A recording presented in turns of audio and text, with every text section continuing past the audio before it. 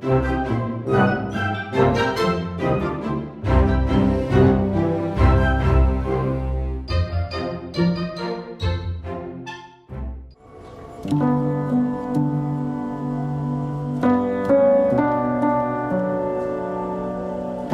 God, I don't mind practicing. I really like it sometimes. Just not really thinking about anything but getting the music right. What I don't like is singing in front of people. Mrs. Varley is great. She's always been great. But when she told me that she scheduled a showcase, I don't know. I guess I panicked a little. Or a lot. I felt like I couldn't even sing the stuff that I've always practiced. I practice in a small room and only the teacher listens. It's different. I wasn't ready. At least that's what I kept telling Mrs. Varley. That is when she asked me if I thought she was a good teacher. She's taught me everything I know. Of course she's a great teacher. Then she said if I thought she was a good teacher, that I should trust her that I was ready to do a showcase.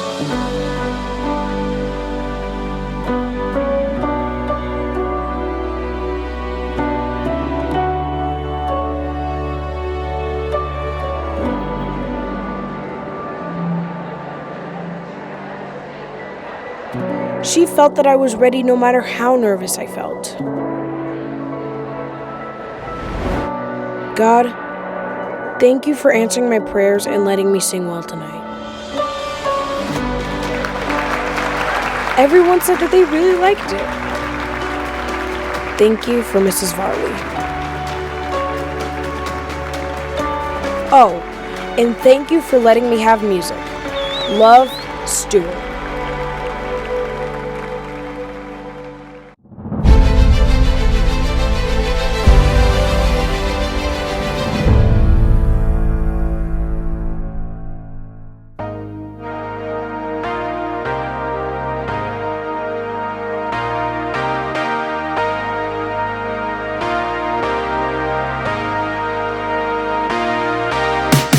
Is it so easy to forget the way that you see me?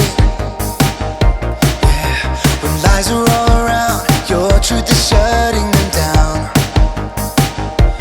You say I'm loved, and I know you mean it. You say I'm enough, and I can't believe it. Even when it's tough, and I don't deserve it, you won't give up on me. I am a child of a father who loves me. Yes, I am. Yes, I am. Made in the image of God. Yes, I am. Yes, I am. And I will not forget. My life is in your hands. I am a child of a father who loves me. Yes, I am. Yes, I am. I don't need a mirror to tell me what you think about me. Oh no, no matter what I feel, I'm gonna trust in your words. Yeah, when you say I'm loved, I know you mean it. You say I'm enough, and I can't believe it. Even when it's tough, and I don't deserve it, you won't give up on me. I am a child of a father who loves me. Yes, I am. Yes, I am. Made in the image of God. Yes, I am. Yes, I am. And I will not forget. My life is in your hands. 'Cause I am a child of a father who loves me. Yes, I am. Yes, I am. Oh, yes, I am. Oh, yeah.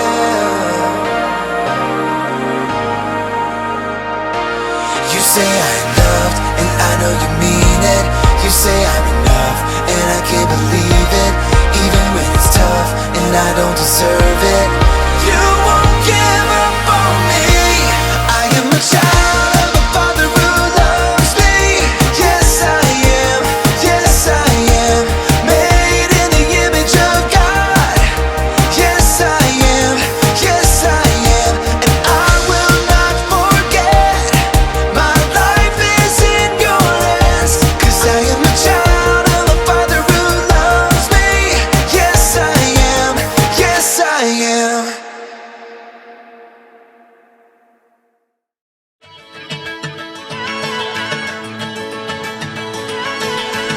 never turn away, you never leave my side.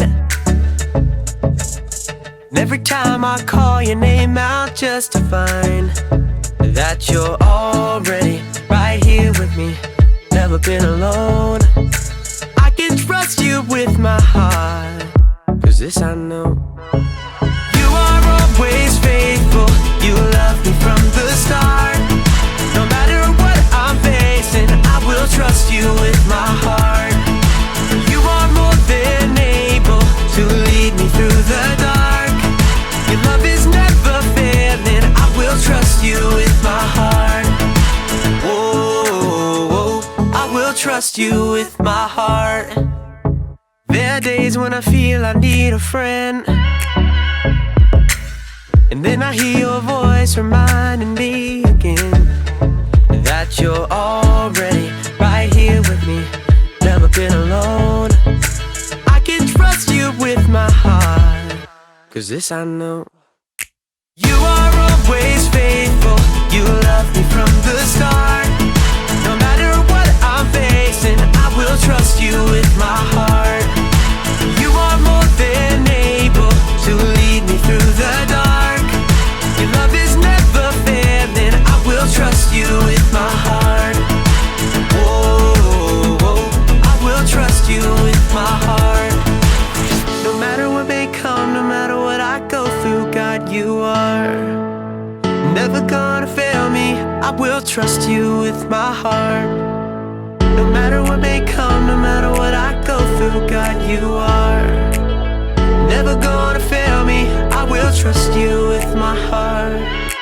You are always faithful, you love me from the start. No matter what I'm facing, I will trust you with my heart. You are more than able to lead me through the dark. Your love is never failing, I will trust you with my heart. Whoa, I will trust you with my heart. Whoa, I will trust you with my heart. Whoa, I will trust you with my heart.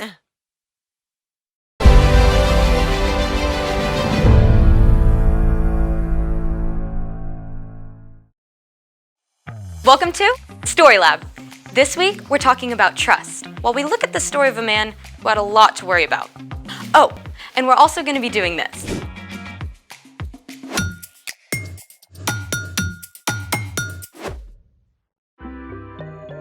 Hey, I'm Skylar, and this is Sebastian. And we're talking about trust, which is putting your confidence in someone you can depend on.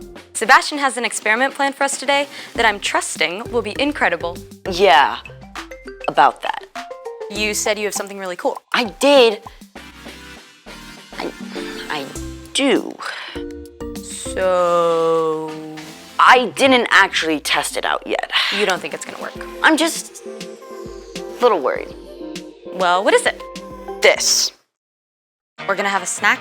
No, we're gonna balance these forks together at once on the end of this toothpick, on the rim of that glass. Seriously? See, I knew it.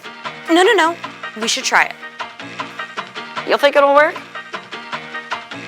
I don't know, but just because you're worried doesn't mean we shouldn't try. Well then, let's make it. Step 1, interlock the tines of the fork. All right, what if we, did it. That wasn't so bad. Step 2, stick the toothpick through the middle of the fork. And yes. So far, so good. Step 3, balance the forks on the rim of the glass. And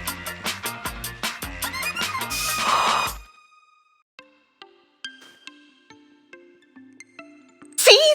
You did it! Super cool. You didn't have anything to worry about. that's not what I was worried about. What are you worried about? Step 4, Step 4. do not try step 4 without a grown-up. You'll do. Thanks. Step 4, we light the end of the toothpick on fire. Hold on, what's supposed to happen now? We light the toothpick on fire, it burns down to the rim, the fork stays balanced. That's not possible. There would only be a tiny piece of toothpick still on the glass. See, now you're worried. Maybe a tiny bit. Are we doing this? You are doing this. Countdown, please. 3, 2, 1.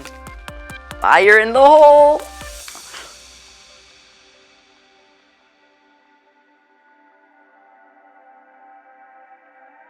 What? How is this happening? Hold on. So turns out the center of gravity where both forks balance is actually below the pivot point where the toothpick balances on the cup, which is why it stayed up balanced when the toothpicks were burned up. Incredible. I was right to trust you. Never had a doubt. It's time for...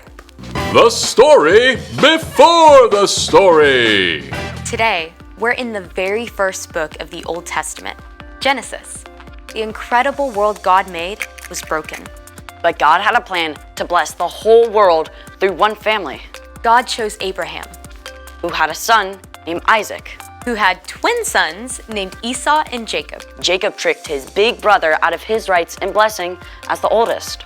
And Esau was so angry that Jacob ran away for more than 20 years, which is where our story starts. Take it away. Hey everyone, I'm Erica.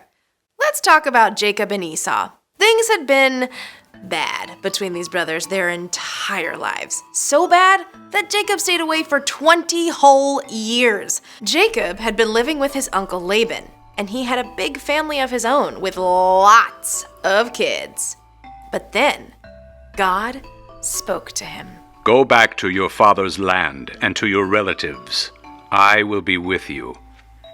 Now, if you were Jacob, you'd probably be feeling all kinds of things. First of all, you might be kind of excited about getting to go home after so long. But at the same time, when you last saw your brother Esau, he was so angry, he wanted to kill you. Is he still mad? Or has he cooled down? Maybe you can actually hang out and be friends, or not. Jacob set out with his whole family, and when he got close to home, he decided to play it safe. So, he sent a message to Esau. I don't want my brother to think I'm coming home to beg for help or anything, so tell him I've been staying with Laban and become wealthy. Now I hope I can please you. The messenger left and returned. We took your message to Esau, and now he's coming to meet you. With 400 men! Say what? 400 men does not sound like a welcoming party. 400 men sounds like an army. Jacob was worried. Jacob separated his family and his herds into two groups, figuring if Esau attacked one group, the other group could escape. But then he did something a little more helpful. He remembered to talk to God.